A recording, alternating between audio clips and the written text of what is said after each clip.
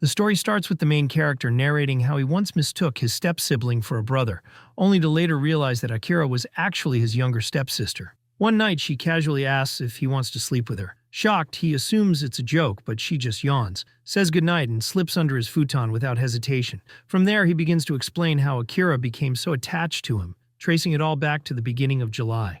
At the dining table, Ryota is chatting casually with his father, who brings up something from earlier in the day. He met a foreigner at the train station who seemed confused and needed help. Since he couldn't understand her language, he ended up taking her to the station staff. Ryota praises his father for helping out. His father then mentions wanting to take English classes to improve, but Ryota suggests he should do something he can stick with. Right after that, his father randomly brings up the idea of remarriage, saying maybe that's something he could stay committed to.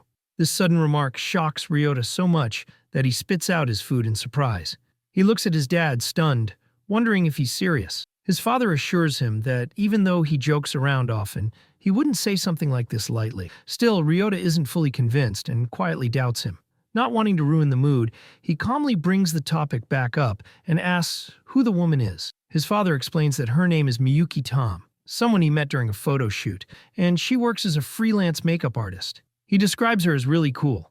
Ryota then asks how long they've been dating and is shocked to hear it's been 2 years. He feels frustrated that his father kept this from him, but his dad blames it on his own insensitive nature. When Ryota asks for a photo, his father instead tells him they'll meet her on Saturday, and adds another surprise. Ryota will have a new step-sibling. Excited, Ryota learns that the sibling is 1 year younger and happily agrees. But in all the excitement, he forgets to confirm whether it's a sister or a brother. On Saturday, Ryota heads out to meet his new family alone, since his father is too busy to join right away. His dad promises to come later, but until then, Ryota has to handle everything on his own. Feeling a bit nervous and awkward, he walks through the streets, lost in thought. While on his way, he comes across a strange boy who looks confused and out of place. Concerned, Ryota approaches him and politely asks if something's wrong. When the boy turns to face him, Ryota is taken aback by how beautiful he looks.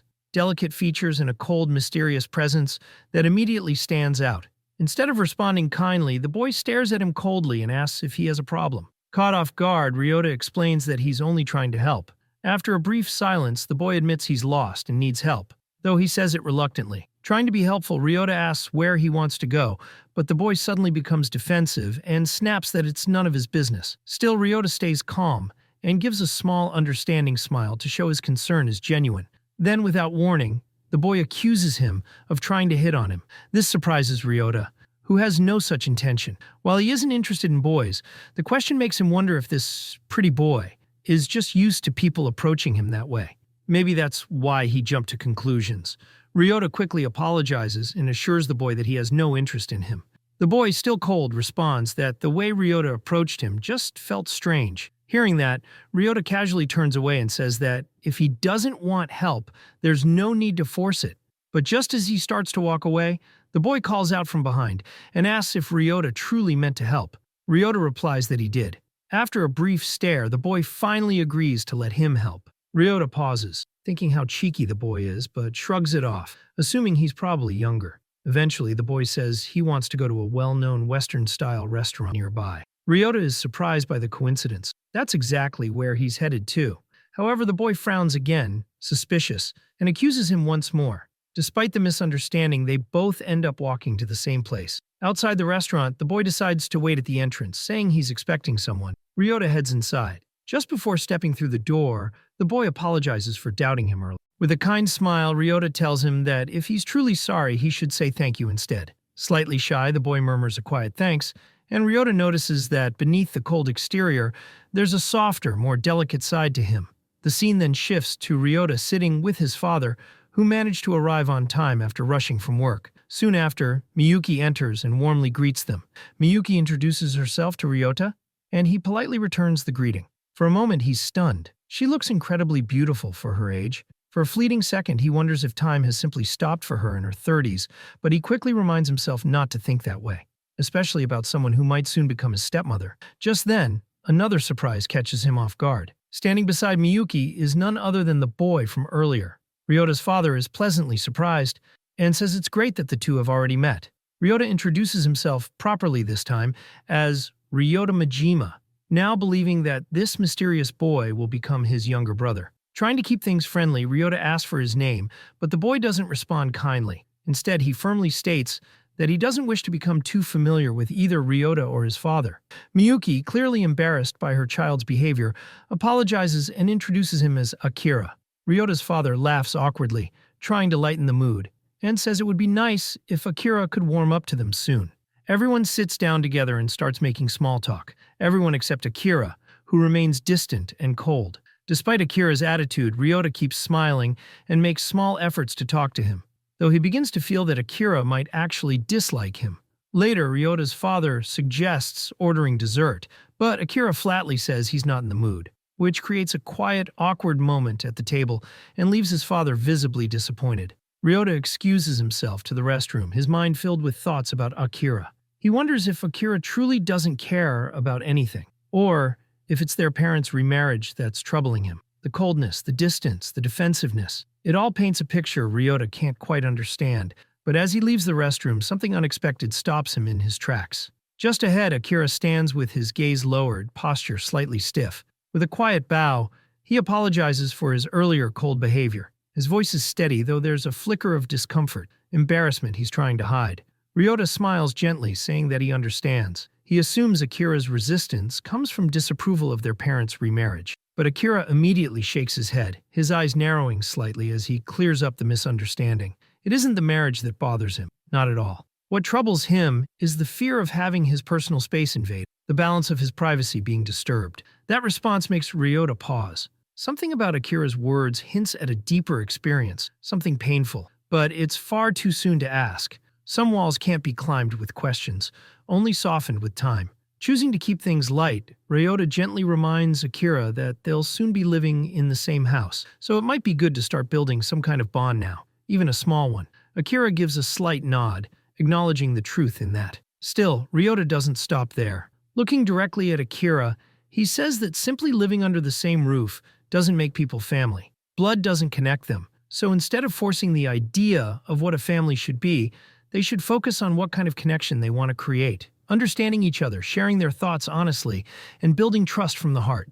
Ryota expresses his wish to become someone Akira can truly consider family, not out of obligation, but from the heart. Akira's eyes widen slightly, caught off guard. A faint blush colors his cheeks as he looks away, flustered. He murmurs that Ryota shouldn't say such embarrassing things so casually. Amused, Ryota wonders if that means Akira isn't open to the idea after all. But Akira quickly corrects him, saying he can just call him Akira from now on.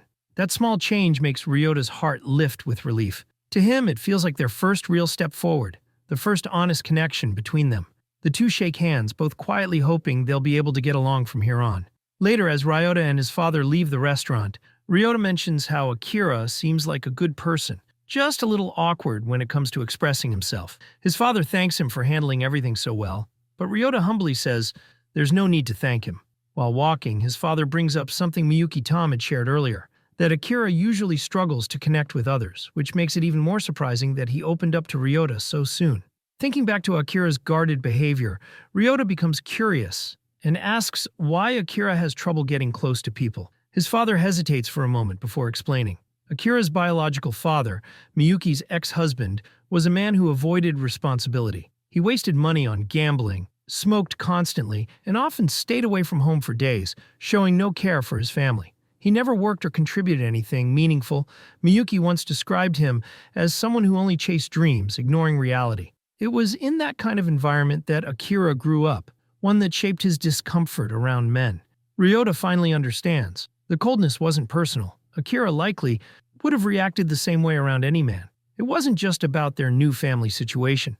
It came from something much deeper. With that realization, Ryota becomes determined. If Akira carries that kind of pain, then it's even more important that they create something better together. He tells his father to leave everything to him, not just for Akira's sake, but for everyone's. He's determined to build a relationship that feels like a real family, one where trust replaces discomfort. His father, amused by Ryota's sudden seriousness, asks what kind of plan he has. Ryota simply says that beneath Akira's cold attitude, there's also a softer and more delicate side, and as the older brother, he intends to cherish that. His father smiles and reminds him not to go overboard, though he admits he's starting to worry a little after seeing Ryota's determination.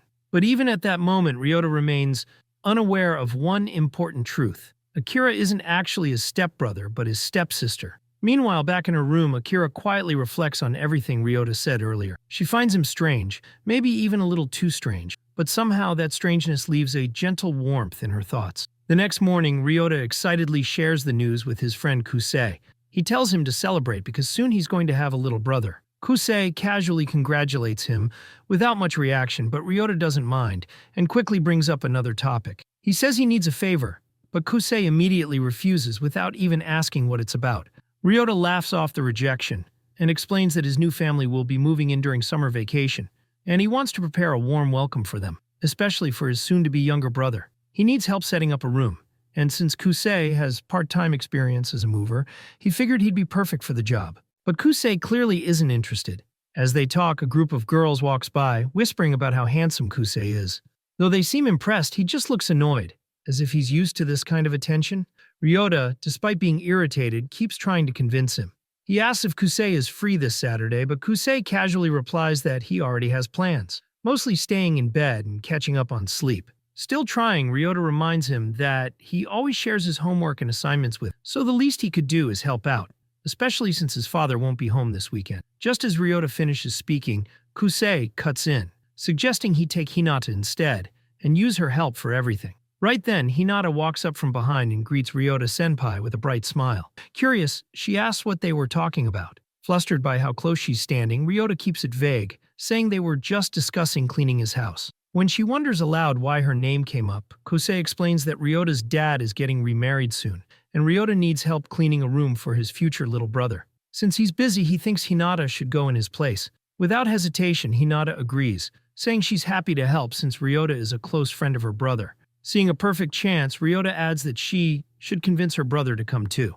Hinata smiles and turns to Kusei with a pleading look. Caught off guard and unable to refuse her, Kusei finally gives in and agrees to help. Ryota looks satisfied, having successfully gotten both siblings to help that weekend. Later, movers are stationed outside, chatting politely with Ryota and his father as they finish up the last bit of work. After a while, all the boxes are carried inside. Slightly out of breath, Ryota asks if that's everything. His father nods, saying that the new arrivals had already minimized their belongings before the move. They only brought what they truly needed. Apparently, they had been living in a cramped space, sleeping side by side on a futon with barely any room for themselves. The thought sticks with Ryota, especially when he realizes Akira has probably never had a proper space of her own. His father thanks him for tidying up the upstairs room, saying Akira will likely be happy with it. But the tone makes Ryota pause. It sounds like a joke, even though the words are sincere. He jokingly imitates Akira, but then immediately second-guesses himself. What if she really does feel that way? He voices his concern, but his father just laughs, wondering if Ryota is trying to do an Akira impression. Ryota laughs awkwardly, and his father reassures him that the room's ready and everything has already been arranged. Ryota nods, deciding to personally show Akira her new room when she arrives. As he glances at the unopened luggage, a thought crosses his mind. Unpacking before they return doesn't feel right. His father brushes it off, mentioning that they've only gone shopping and will be back soon. Sure enough, a cheerful voice echoes from the entrance before long. Miyuki steps in with a polite bow and a sweet smile, saying she'll be in their care. Ryota fumbles slightly with his response, still adjusting to her formal tone. Both he and his father instinctively move to help her, reaching for the bags at the same time. She accepts with a soft laugh and hands them over without hesitation. While carrying the luggage further inside, Ryota can't help but peek inside one of the bags out of curiosity. A wave of nervousness creeps over him.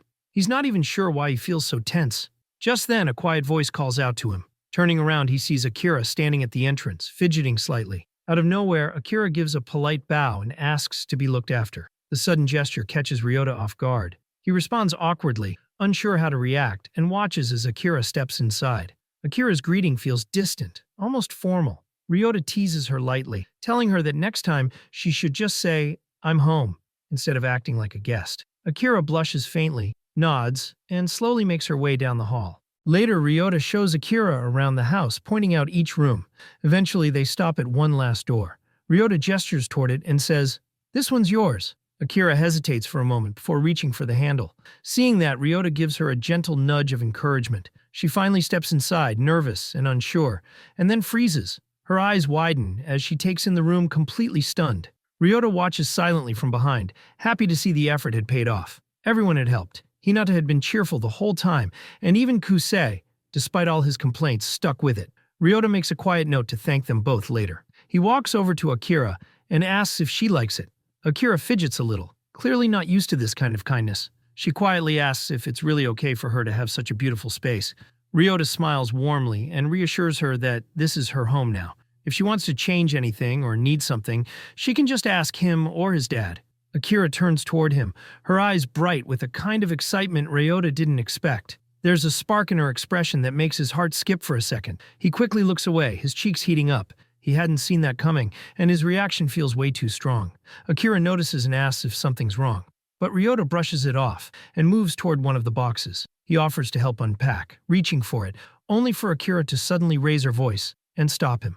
Ryota freezes as she steps forward and firmly insists on handling the rest herself. The label on the box catches Ryota's eye. Clothes and other personal items. He steps back, understanding immediately. Even in the same house, some things are meant to stay private. Without warning, Akira gently pushes him out of the room and shuts the door with a firm thud. Ryota stands frozen in the hallway, stunned. It feels like he might have crossed a line. A sense of guilt creeps in, as he wonders if he made a mistake. He had assumed that, since they were both guys, seeing something like underwear wouldn't matter. But clearly, he was wrong. Trying to shake it off, he mutters under his breath, telling Akira to take her time. Then he steadies himself. No point overthinking, he reminds himself.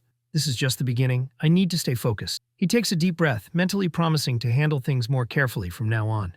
That evening, everyone gathers at the dinner table. Ryota and his dad compliment the food, and Miyuki looks delighted, pleased by their reaction. Ryota quietly soaks in the moment. Compared to the ready-made meals he usually shared with his dad, this feels like a proper dinner. A real family meal. Unable to hold back, he smiles and says the hamburger tastes especially good. But Miyuki, a little flustered, shyly admits it was actually store-bought from the discount deli. That catches Ryota completely off guard. He fumbles for words, trying to play it cool, but she chuckles softly and says she's glad he enjoyed it anyway. Ryota looks at his dad for help, but he's no use. He just laughs and praises the spinach instead. Miyuki, embarrassed, mumbles that even that came from the same deli. Strike two. Both Ryota and his dad slump a little in defeat. Trying to lighten the mood, Miyuki smiles and promises she'll cook for real starting tomorrow. Before the awkwardness can grow, a soft laugh escapes from across the table. Akira is trying to stifle a giggle. Ryota raises an eyebrow and smirks, teasing her about it. Akira quickly insists it's nothing, though her face is bright red. Ryota keeps grinning, pointing out how flustered she looks. Akira turns away, mumbling a denial, but Ryota feels strangely relieved. Maybe these small, silly moments are exactly what they need to grow closer. It's awkward, but it's real. Later that night, Ryota lies on his back in bed, arms folded behind his head, when someone calls out to him. Miyuki lets him know that the bath is free. He calls back that he'll go next. But the moment he steps into the hallway, he freezes. Right there in front of him stands Miyuki, casual and composed as ever. She tilts her head, asking if something's wrong. Ryota's eyes dart away as he rushes past her. Without answering, he tries to walk by quickly. She blinks, wondering aloud if there's something strange on her leg.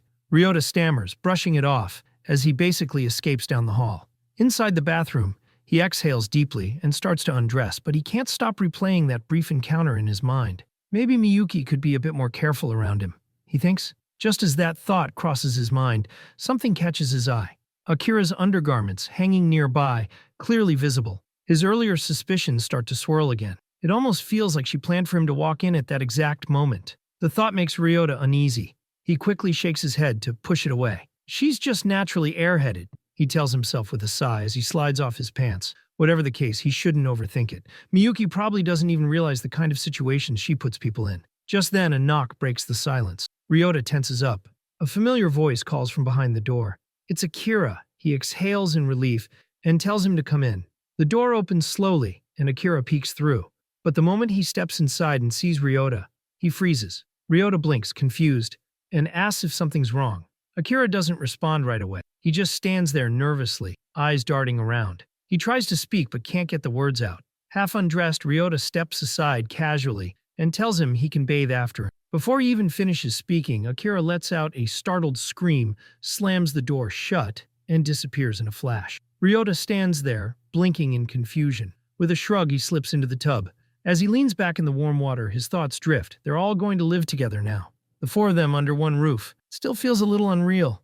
He thinks of Miyuki for a moment and flicks some water lazily into the air. There will be problems ahead, sure, but as long as they stay close, they'll figure it out. His dad should probably be the one worrying about these things, but if he doesn't step up, Ryota will. After his bath, Ryota steps out, toothbrush in hand, when another knock comes from the door. Akira's voice calls out, asking if he's done. Ryota pokes his head out and nods. Akira glances in cautiously before stepping closer. When Ryota asks if he wants to bathe next, Akira quietly says yes, cracking the door open just a little.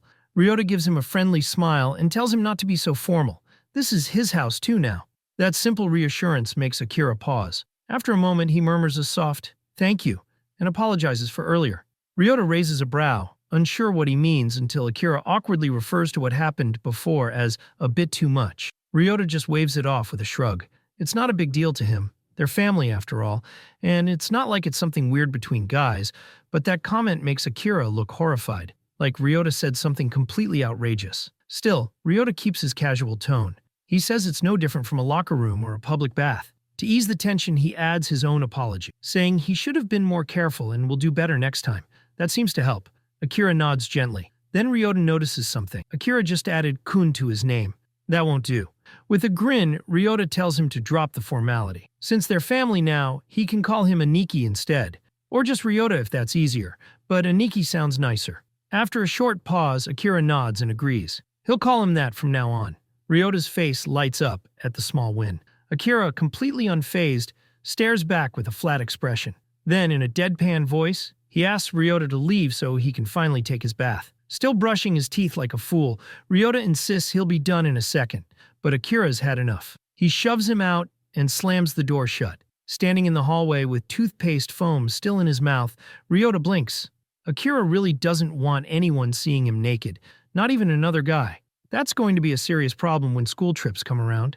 Still, if it's his little brother's issue, Ryota decides he'll help him work through it eventually. Later that night, as Ryota starts to drift to sleep, an old memory creeps in. In the dream, he's a kid again, walking down a hallway while shouting echoes around him. His mother's voice is sharp and angry, yelling that the man she's with doesn't even want children. Then comes his father's voice, firm and defiant, saying that Ryota is his son and he's taking custody no matter what. His mother yells something else, but the words blur together. His father fires back, telling her to leave and never come near Ryota again. Ryota's eyes snap open. The night air drifts through the open window. The same dream again.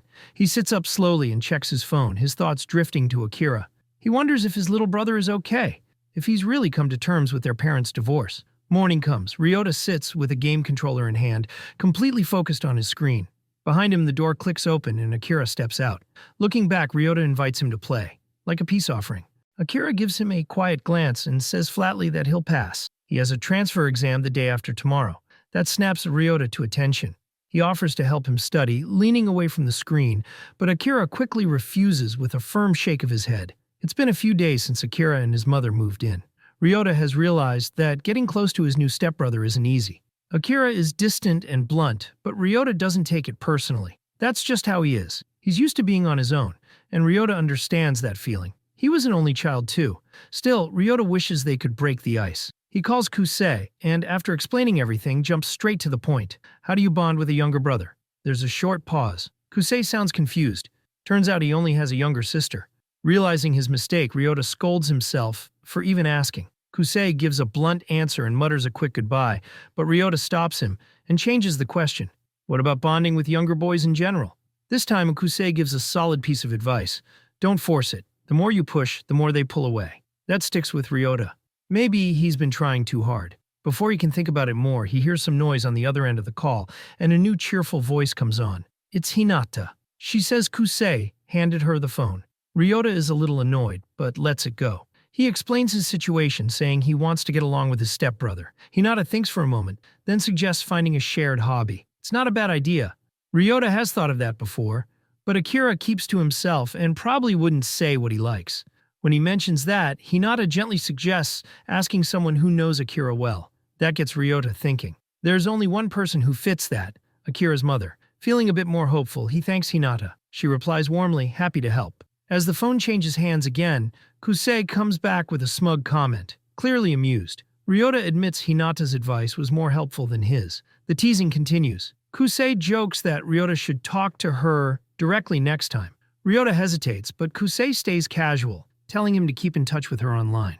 Ryota finds it a little suspicious, but admits she was helpful. Maybe reaching out again wouldn't be so bad. Later, he finds Miyuki sitting on the couch. He gently gets her attention, and she smiles, thinking he's asking about dinner. He waves it off quickly. It's about Akira. He wants to understand him better. Even though they're stepbrothers, Ryota has started to feel responsible for Akira, but connecting with him has been difficult. As he explains this, Miyuki's smile softens, touched by his sincerity. Ryota says he figured learning what Akira likes might help. Miyuki shares a few things. He reads typical boys' manga and plays phone games. Hearing that, Ryota realizes they're not so different after all. Miyuki agrees. Even as his mother, she admits there's still a lot she doesn't know about Akira. But one thing's certain, he's lucky to have Ryota as his brother. That hits Ryota. He wonders if Akira feels the same way. He recalls their first meeting, how Akira said he didn't want to get close. Miyuki's smile fades. She gently explains that Akira might still be holding on to feelings for his biological father. Pouring a drink, Ryota asks if that's really true. She nods. She goes on. Akira's father wasn't a great parent. He chased acting jobs, struggled with alcohol, and eventually fell apart. Ryota already knew some of this, but hearing it from Miyuki feels different. Despite everything, Akira had always seen his father as loving. He brought him gifts, played with him, and never showed his struggles. The divorce wasn't something a child could fully understand. Over time, Akira even stopped calling him Dad. Miyuki's hands tighten in her lap as she speaks. Ryota listens quietly, remembering how cold his own father had been during his parents' divorce. He wonders how much Akira really understands. Setting the drink beside her, Ryota reflects. He didn't expect Akira to still care that much about his father. Miyuki nods. Akira's bluntness and distance often remind her of him. Sometimes it even feels like Akira still holds a grudge, and she worries he might blame her. Ryota offers her the drink and speaks gently. He says he knows their situations are different, but he can relate. He doesn't think Akira resents her anymore. Maybe he's just accepted things as they are. Not everything has a clear answer. Miyuki smiles warmly, grateful for his words. Ryota feels relieved to have helped. Hey guys, sorry for mid-editing, but I noticed a lot of you are watching my videos without subscribing. Our subscribe ratio is literally close to 0. I'd really appreciate it if you hit that subscribe button. It helps a lot. Thanks. Now, back to the recap. Later, Ryota is back in the living room when he hears the door creak. Akira steps in quietly, scanning the room before asking where their mother is. Ryota tells him she's out shopping. Akira stands there for a moment, murmurs something, then turns to leave. But his eyes linger on the TV. Ryota notices and grins. He invites him to play. Akira stiffens, pretending not to care, but keeps sneaking glances at the controller. Ryota pats the empty seat beside him, joking that he's tired of playing alone. Akira hesitates, saying he has an entrance exam coming up, and that he's never played this game before. But his tone sounds more guilty than unwilling. Ryota shrugs and says it's fine to take a short break. Finally, Akira takes the controller. Ryota catches a small smile forming on his face, faint but genuine. As Akira sits beside him, Ryota asks if he's ever played on a console before. Akira nods, saying he tried once at a friend's house. That's good enough for Ryota. He smiles and tells him he can use this one anytime. Akira murmurs a soft, "Thank you," barely audible but sincere. Watching him fumble with the buttons, Ryota wonders if Akira had just been too shy to ask before. They're playing End of the Samurai 2, a niche historical fighting game Ryota loves. When Akira picks his character, a female swordsman disguised as a rogue ronin, Ryota does a double take. "Interesting choice," he teases. Akira replies flatly, "She looks strong." Ryota smirks and tells him to pick the stage, but before he finishes talking, Akira's already locked one in. Amused, Ryota hurries to select his own. As the game loads, Ryota gives him a half-serious look. "Don't expect me to go easy." Akira mumbles that it's his first time, but as soon as the round starts, he's already causing chaos on screen. Ryota cracks his knuckles. "Game on." He wins the first round, then the second, throwing in a smug comment about Akira improving but still having a ways to go. Akira seems annoyed, but admits he's starting to get the hang of it. Then, in round 3, Akira wins. Quiet pride lights up his face, and Ryota smiles genuinely. For the first time, it feels like they're really connecting. It's a nice moment, but Ryota isn't done yet. He straightens up and declares, "One more round. This time I'm bringing out my main. My samurai pride's on the line." Akira just smiles and wins again. His character delivers a dramatic victory line. "I could never marry someone weaker than me." Ryota groans. He's always hated that line. Trying to recover some dignity, he suggests switching to a co-op game, but Akira pouts. saying he was just getting into it. Ryota sighs, standing up. Fine, we'll play later. Before he can leave, Akira suddenly grabs his arm. Ryota stumbles, nearly falling back into the couch. They both freeze. Akira mumbles an apology, clearly flustered. Their eyes meet, and Ryota notices the nervous tension on his face. Akira's cheeks begin to flush. Curious, Ryota blurts out something impulsive, something honest. It catches Akira completely off guard. His posture stiffens, his blush deepens, and he fidgets, unsure what to do. Ryota chuckles, brushing it off casually. Akira tries to call him out, embarrassed they're even having this kind of talk as stepbrothers, but Ryota stays cool. That only makes Akira more flustered. Then Ryota suddenly says, "Close your eyes." Akira freezes, suspicious. "What are you planning?" "Just trust me," Ryota says. Reluctantly, Akira closes his eyes, tense and unsure. Ryota suddenly squishes his cheeks. Akira blinks, confused. Ryota laughs. "Man, your cheeks are soft." Akira jerks away, mortified. Trying to smooth things over, Ryota adds, "Relaxing your facial muscles helps you make better expressions, you know. That smile from earlier actually suited you." Akira goes quiet, repeating the thought softly to himself, unsure how to take it. Ryota rubs the back of his head, realizing he might have gone too far. He tries to lighten the mood again. "You really are kinda cute, though." That does it. Akira smacks his shoulder, face bright red. "I'm not happy to hear that from you." Without another word, he storms upstairs, tossing a childish insult over his shoulder. Ryota just stands there, stunned. "Big dummy. Seriously?" Then the front door opens and Miyuki walks in. She sees Akira rushing upstairs, still red-faced, and turns to Ryota. "What happened?" He plays it off with a calm smile. "It's nothing." Still, in that moment, Ryota feels oddly happy, cheering himself up with the thought that maybe, just maybe, he's grown a little closer to Akira, unaware of the deeper reality behind it all. As the scene fades out and back in, the mood shifts completely. The living room now filled with the rapid clicks of buttons and loud competitive shouts. Ryota and Akira are deep in a fierce video game battle. Ryota yells in protest as Akira lands an unfair aerial combo, clearly exploiting the game mechanics. But Akira, grinning from ear to ear, fires back confidently, saying it's perfectly fair. With a few more attacks, he seals the win. His character taunts Ryota on screen with a cheeky line. Hours pass, like minutes, as they keep playing match after match. Since Akira's transfer exam went smoothly, August arrives quietly, bringing small but noticeable changes between them. Akira starts stopping by Ryota's room more often to borrow manga, and their gaming sessions become a regular routine. The time they spend together grows, and Ryota finds himself genuinely enjoying every second. During another heated match, Ryota shouts out his next move with exaggerated flair, only for Akira to yell back that he's the worst. Just then, Miyuki's voice drifts in. She asks Akira to handle an errand, since she'll be coming home late again. Ryota glances at her and notices the tiredness on her face. As a freelance makeup artist, Miyuki always seems calm, even while juggling work and house chores. But today, she looks especially exhausted. Akira groans and flops onto the floor, clearly not thrilled about the request. He mutters that he's still not familiar with the area. Seeing this, Ryota stands and offers to take care of it instead. Miyuki blinks, surprised, but he reassures her with a warm smile, telling her she can ask him anytime. Then he turns to Akira and invites him to come along, saying he'll show him around since this is his new home now. Akira hesitates, but eventually agrees. Miyuki smiles in relief as Ryota flashes her a thumbs up. Outside, Akira quietly apologizes for making him wait. Ryota raises an eyebrow when he notices Akira's outfit, a thick sweater in the middle of summer. He teases him, wondering how he's not overheating, but Akira just shrugs it off, saying he's used to it. As they walk side by side, Ryota throws in another light tease about Akira's fashion sense, saying he doesn't seem to care about style despite having the looks to be popular. Akira picks up his pace, brushing it off, and saying popularity doesn't matter to him. Suddenly, Akira stumbles on the edge of the sidewalk. Ryota reacts instantly, catching him before he falls. He steadies him and asks if he's all right. Still a little shaken, Akira nods and assures him he's fine. Ryota chuckles, teasing that he's been a bit too laid back since August began. Akira pouts but doesn't argue, walking a step behind him. Glancing over his shoulder, Ryota admits he's glad to see Akira relaxing more. That catches Akira off guard. He looks at Ryota, surprised, as Ryota explains that at first it felt like Akira was keeping his distance. Akira lowers his gaze, murmuring a quiet apology. Ryota brushes it off casually, saying it doesn't matter. What matters is that he's finally starting to open up as his younger brother. That thought makes Ryota genuinely happy. Akira glances over again, a soft smile spreading across his face, as he quietly calls him Aniki.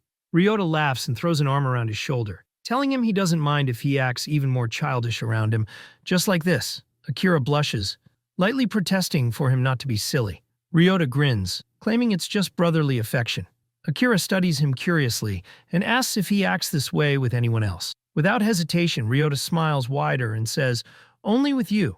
A bit later, the scene jumps forward. They're now walking through a grocery store. Akira questions the point of what they're doing while Ryota keeps grabbing items with purpose. He starts explaining how stores are cleverly designed to make people spend more, from the shelf layout to how foot traffic flows. Apparently, if you move clockwise, you're less likely to overspend. That's the trick. Ryota casually tosses a Red Bull into the basket.